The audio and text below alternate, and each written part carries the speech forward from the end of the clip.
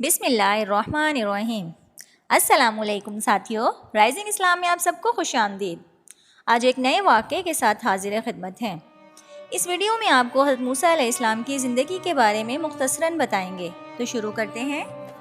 پیارے ساتھیو، عہد قدیم میں ملک مصر پر بہت سے بادشاہوں نے حکومت کی۔ یہ بادشاہ فرعون کہلاتے تھے۔ ان قدیم بادشاہوں نے اپنے عوام کو راہ حق سے ہٹا کر اپنی عبادت پر مجبور کیا، جس سے ملک میں ہر طرف شرک و بت پرستی پھیل گئی اور لوگ بادشاہوں کی پوجا کرنے لگے۔ اس سے دوسری برائیاں بھی جنم لینے لگیں اور چوری چکاری اور لوٹ مار عام ہو گئی۔ اس دور میں اللہ تعالیٰ نے حضرت موسیٰ علیہ السلام کو اپنا پیغمبر بنا کر دنیا میں بھیجا تاکہ وہ فرعون کو سمجھائیں اور لوگوں کو اس کے ظلم و ستم سے بچائیں۔ حضرت موسیٰ علیہ السلام نے اللہ کا پیغام فرعون کو پہنچایا، مگر اس پیغام کا کوئی اثر نہ ہوا اور وہ اپنی روش پر قائم رہا۔ اس نے اعلان کر دیا کہ وہ خود خدا ہے اور جو کوئی حضرت موسیٰ علیہ السلام پر ایمان لائے گا وہ اسے موت کی سزا دے گا۔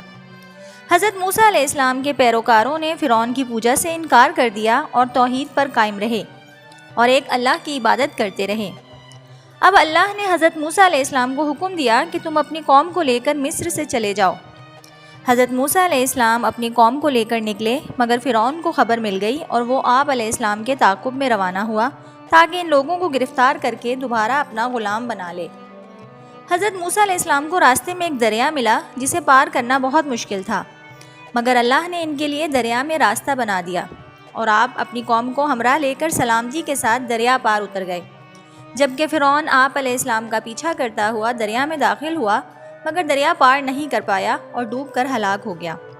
حضرت موسیٰ علیہ السلام کو اللہ نے توریت کتاب عطا کی اور حکمت سکھائی، اور آپ علیہ السلام نے اپنے لوگوں کو اللہ کے احکام پہنچائے اور اپنی ساری زندگی وحدانیت کی تبلیغ میں گزار دی۔ دوسری طرف فرعون کو مرنے کے بعد اللہ تعالیٰ نے تمام دنیا کے لیے عبرتناک بنا ڈالا اور اس کی لاش آج بھی مصر کے میوزیم میں موجود ہے، جہاں لوگ اسے دیکھ کر عبرت حاصل کرتے ہیں۔ تو ساتھیوں، اللہ کے احکامات سے روگردانی تباہی کا راستہ ہے، اسی لیے ہمیں اس راستے سے بچنا چاہیے۔ تو آج کے اس قصے کا اختتام یہیں کرتے ہیں۔ نیکسٹ کسی نئے سبق آموز قصے یا واقعے کے ساتھ حاضر ہوں گے۔ اگر آپ کو آج کی ویڈیو پسند آئی ہو تو اسے لائک ضرور کریں، اور اگر آپ اسلامی اور تاریخی واقعات اور سبق آموز کہانیوں اور قصوں میں دلچسپی رکھتے ہیں تو ہمارے چینل رائزنگ اسلام کے ساتھ جڑے رہیں۔ ہمارے چینل کو سبسکرائب کریں اور ساتھ لگے بیل آئیکن کو بھی پریس کریں تاکہ ہماری نئی آنے والی سبھی ویڈیوز آپ تک سب سے پہلے پہنچیں۔ اللہ تعالیٰ آپ کا حامی و ناصر ہو۔ دعاؤں میں یاد رکھیے گا، جلد ہی پھر ملیں گے۔ اللہ حافظ۔